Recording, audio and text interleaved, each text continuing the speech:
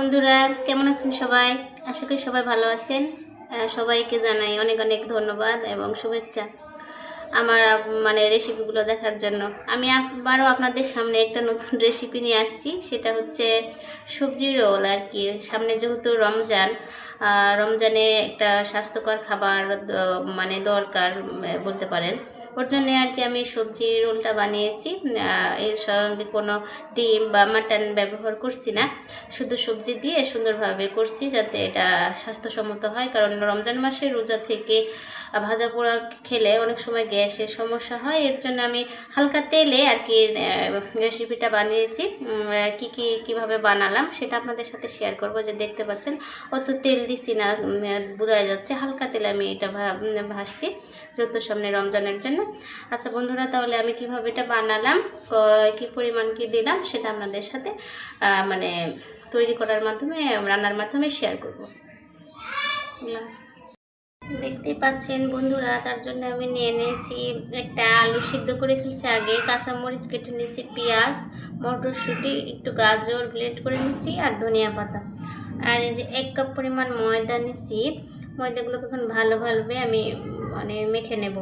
একটু হালকা লবণ দিয়ে ভালোভাবে মেখে নেব। দেখতে পাচ্ছেন আমার আটাটা সুন্দরভাবে যে ডো করে ফেলেছি। এখন রুটির মতো করে আমি বেলে নেব এটা সুন্দরভাবে। দেখতে পাচ্ছেন এই যে এরকম না মোটা না পাতলাভাবে এইভাবে বেলে নিচ্ছি সুন্দরভাবে।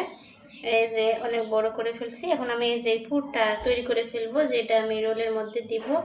আলুগুলো, মশলাগুলো, সাথে আর একটু শুকনো গুঁড়া মরিচ দিব, দিয়ে সুন্দরভাবে পরিমাণ মতো লবণ দিয়ে আমি পুরটা বানিয়ে নেব। পুরটা আমি বানিয়ে ফেলেছি। আমি এক্সট্রা একটু মাংসের মশলা অ্যাড করছি যাতে ঘ্রাণটা সুন্দর লাগে। যেহেতু আমি এখানে ডিম ইউজ করতেছি না, ওই জন্য একটু মাংসের মশলা দিচ্ছি আর কি। এখন আমি এটা রুটিটার উপরে পুরোটাই দিয়ে দিব। সেভাবে সুন্দরভাবে পুরোটা দিয়ে সাইজ মতো দিয়ে নেব। এভাবে পুরাটাই দিয়ে নেবেন আস্তে আস্তে করে। অত জোরে চাপ দিলে আর কি রুটিটা নষ্ট হয়ে যাবে, ডোটা।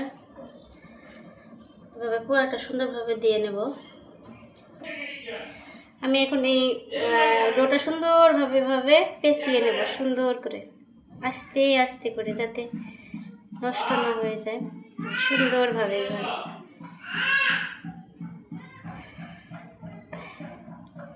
দেখতেই পাচ্ছেন, ওই যে সুন্দর হয়েছে। এখন আমি এটা চাকু দিয়ে পিচ পিচ করে সুন্দর করে পাতলা পাতলা করে সাইজ করে কেটে নেব। দেখতে পাচ্ছেন আমি সুন্দরভাবে চাকু দিয়ে পিচ পিচ করে কেটে ফেলেছি। এই যে এরকম এত সুন্দর দেখাচ্ছে, কালারটা অনেক সুন্দর আসছে। এখন আমি হালকা তেল এগুলো ভেজে ফেলবো।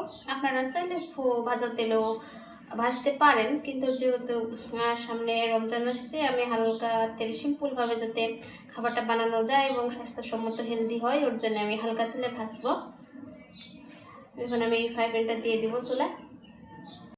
তেলটা গরম হয়ে গেছে, এবার আমি পিঠাগুলো একটা একটা করে দিয়ে দেব।